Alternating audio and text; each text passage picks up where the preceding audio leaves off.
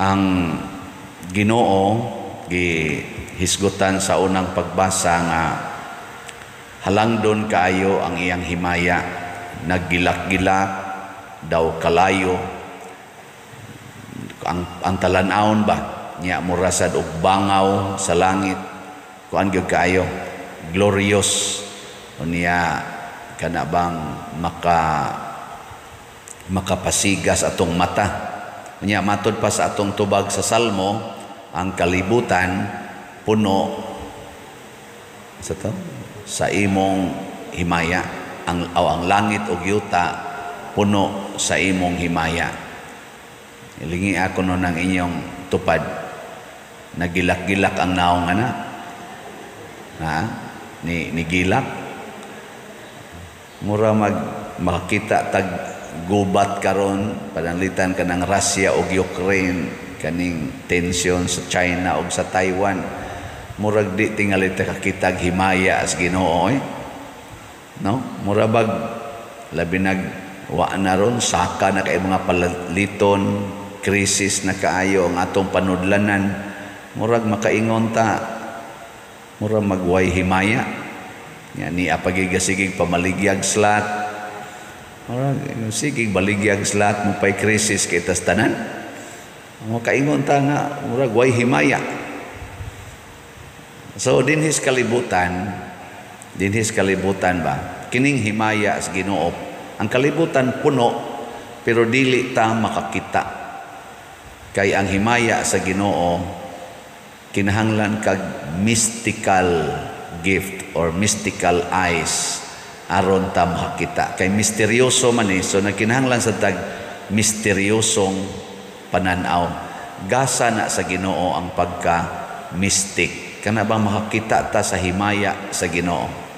Si Saint Thomas Aquinas, usa sa mga sumusunod ni Santo Domingo, bright man kay ni siya, sige siyag suwat og libro iyang gidescribe ang Ginoo, iyang gidiscuss ang according sa iyang kaning ka-bright, iyang theological expertise, iyang gidiscuss ang langit, impierno o purgatorio, ang mga sala, mga grasya, iyan ang gipang-discuss, may ka na niyang pagka-discuss. And one night, sa iyang pag-ampo, gipakita siya sa glimpse of the glory of God. Ang kanalang murag danag sa kahayag sa himaya sa Ginoo, mga few seconds lang iyang nakita. Pagkakita niya ato, iya dayong gisunog ang iyang mga libro. May gani kay natabang kuno sa iyang sekretary, wa madayon og kasunog. Nya nganong iya man tong gisunog, ingon siya, sa dihang nakita nako ang himaya sa Dios, tan-aw nako sa tanang butang sa kalibutan, mura nagbasura, apil na ning akong mga sinuwat. Ang iyang mga sinuwat gidayeg kaito sa mga educated people atong panahona, sa mga theologians and philosophers. Gitawag utong iyang work og Summa. Munang nasa Summa Theologiae, Summa Philosophica, Ang Summa gyud sa ato pa the best gyud, pero iyang gisunog nganuman wa na may lami kung makakita kas himaya sa Ginoo. Pasabot kung nahigugmatas mga butang sa kalibutan, di kita kakita sa himaya sa Ginoo. Pero andam ganita mo sa likway sa mga butang sa kalibutan, makakita din ta sa himaya sa Ginoo. Nya, unsa man gusto mo makakita sa himaya sa Ginoo? Tanawas Kristo sa atong ebanghelyo. Ang una niyang gibuhat mao ang pagdawat sa kamatayon. Kay kani manggong pagsalikway sa mga butang sa kalibutan, ang unang requirement andam gyud tang mamatay.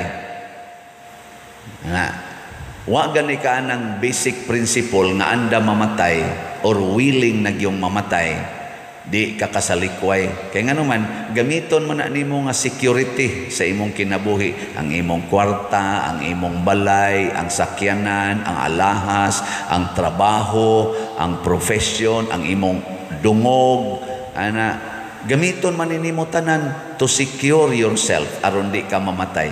pero willing kang mamatay, adi na ka magbaliw og dungog, balay, yuta, kwarta. Di na, tanawas Kristo. Why kwarta? Gipaninglan sila buhis. Si Kristo usa ka Hudiyo, pero kay gagikan man siya dito sa Galilea, pag-abot niya sa Jerusalem, giisip siya nga turista. Di ba ang turista may atong paninglan o buhis? Mura siya tourist nga tos templo. Motong giingnan sila nga sikat na si Jesus, ingon niya nagbayad nagbuhis. Giingnan sila. Si Jesus nga nakadungog ani siya, pabayron dai mi. Why ikabayad? Wa may kwarta.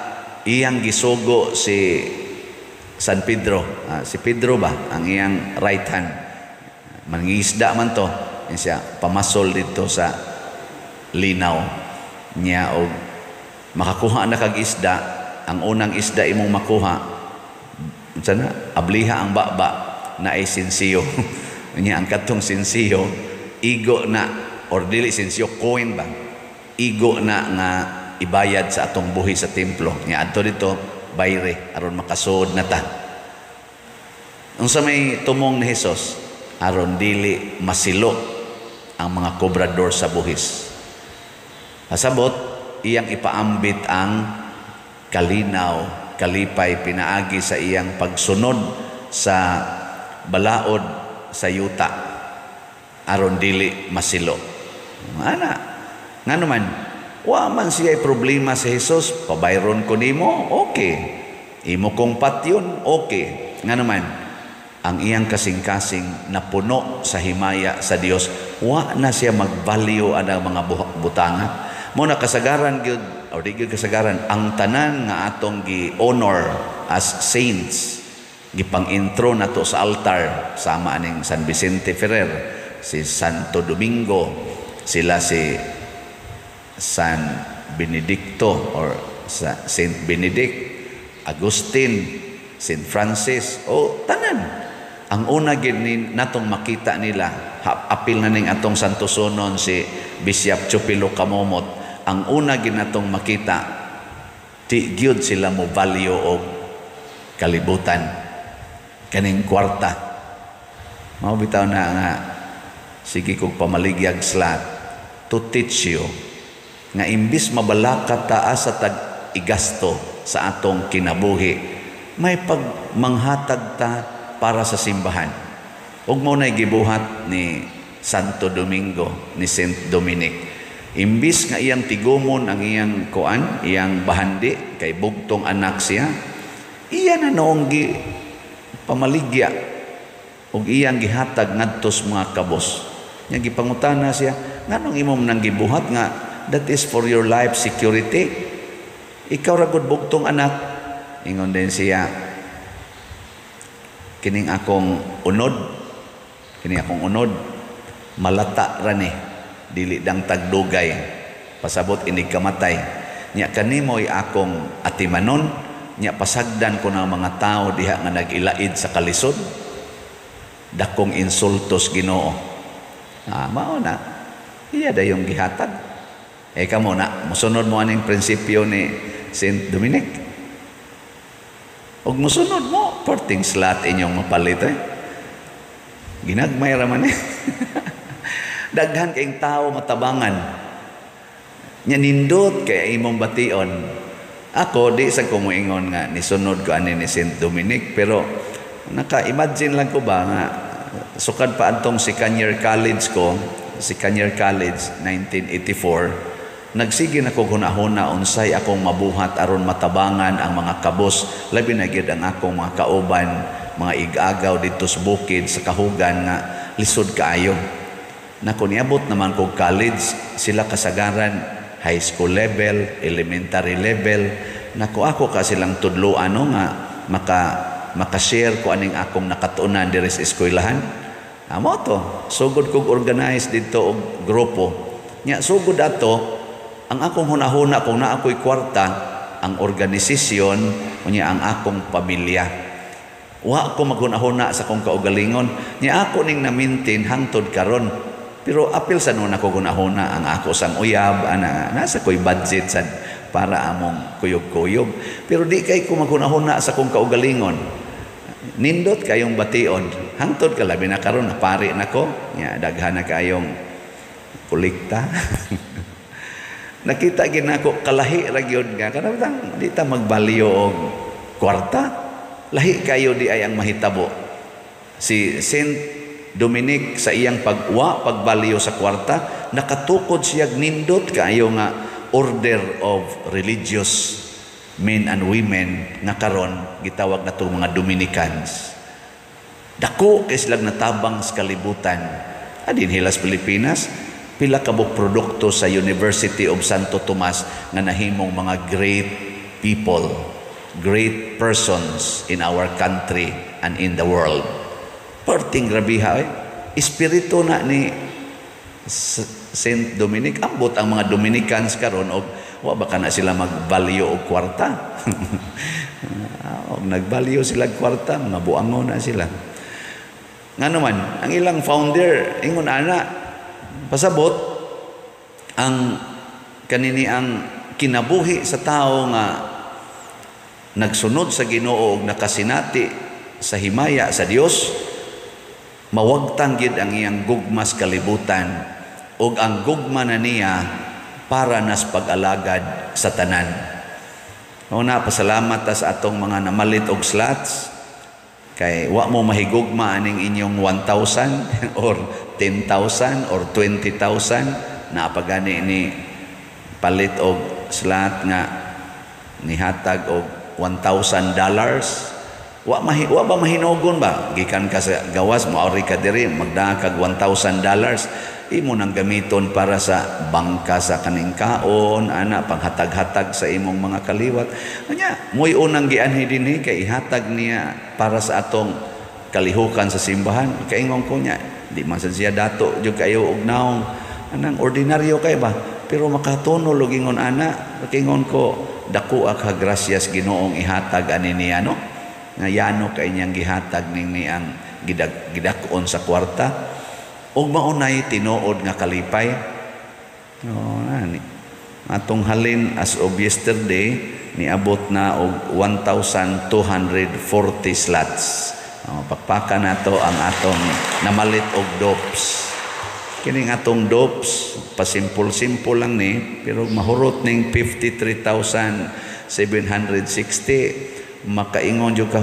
wow makita man nimo ang resulta dinhi unsay mga mahitabo sa atong simbahan usa lang nakatimaan of the glory of God kana bang himaya sa Ginoo ana magtan-aw ta dinhi sa atong simbahan magsigit tag ingon nga la kanindot na pero og ikumparar ni sa himaya sa Dios bati kay ni siya mura ranig basura pero tungod kay ato maning gihimo dili kay duna tay philanthropy nga mo ini bangka ani di ako'y 60 million tukura ng inyong simbahan wa man sila manghatag ana although daghan kaayong nakailan ako o nahibaw sa daning ato nga mga milyonaryo pero wa may nihatag og naa atong dawaton pero kinsa may nakahimo ani kitang tanan ako apil sa kog palit slot ginagmay hangtod karon nahibong ingon ani mao na siya ang prinsipyos mga santos day to day holiness musangko gyud sa greatness in the kingdom of God mao na siya pamaagi nga nindot kaayo ang tangpuy-an sa atong mga kaigsuonan labi na sa mga leaders kalibutan. Sige, lingian na imong tupad. Yung na musunod ka ni Santo Domingo. Ayan. Bangutan na ba? Musunod ka Santo Domingo. Klaro na yung mga naam. So, ila sa to dito. Tanawa na yung mga tao karon nga kuado nagsigi og value aning kwarta o kaning gahom o kaning honor ana gubat na perting ginubatay ang wasan maggubat kasigi sag linibakay gyud hasta magpalabas og salida libakon og maayo dinautay grabiha naman pud ani salida ra dako na jud kay nagbalyo ninyo. Nganuman tungod lagi sa kasing-kasing nga wa kasinati sa himaya sa Dios. Let us experience the glory of God. Unsaon? Biyai ang tanan. Sama ni Jesus, gibiyaan ang tanan ug nagtudlo sad siya sa iyang mga kaigsuonan nga nagsunod niya, biyai ninyo ang tanan. Kining kuyog niya ngadto sa Jerusalem, pulosan ni namiya sa tanan, hasta San Pedro, iyang asawa, ang iyang pamilya, ang ilang panginabuhi, gibiyaan gid nila literally. Ug mao na siya ay makapahimo natong powerful, makagagahom ug makakita ta sa himaya sa Dios. Ug kung makakita na taana, pirmi na tang malipayon, pirmi na tang malinawon, pirmi na tang kontentos kinabuhi. Makaingon kang wala ka nang hahanapin pa. Pero di ka kakita ana, ay magsigi kag hanap-hanap, hangtod ma-stress ka, hangtod magdepresyon. Ang uban mo ambak pastaytayan sa Mandawi Mactan Bridge. So nakita di ko sa atong Mandawi Mactan Bridge nga una kanang bang pirming na imo ambak diha ba. Karon gibutangan nag-ali, taas na kay ali. Sige ko agi-agi des una, taga dinhi raman ko to babaws tuhod ang kaning ali na ko mo ning daghan kay mo ambak kay duol raman kaayo. Ngano wa jud ka ni ali? Karon ana sila ali, taas na kaayo. Bisag iring di nakaambak. Kay nag-ana man niya ni bawog pagi diri. So di maglisod na jud kag ambak. Nako ambot lang ka wa ba kay mo ambak diha. Katawa ta ba?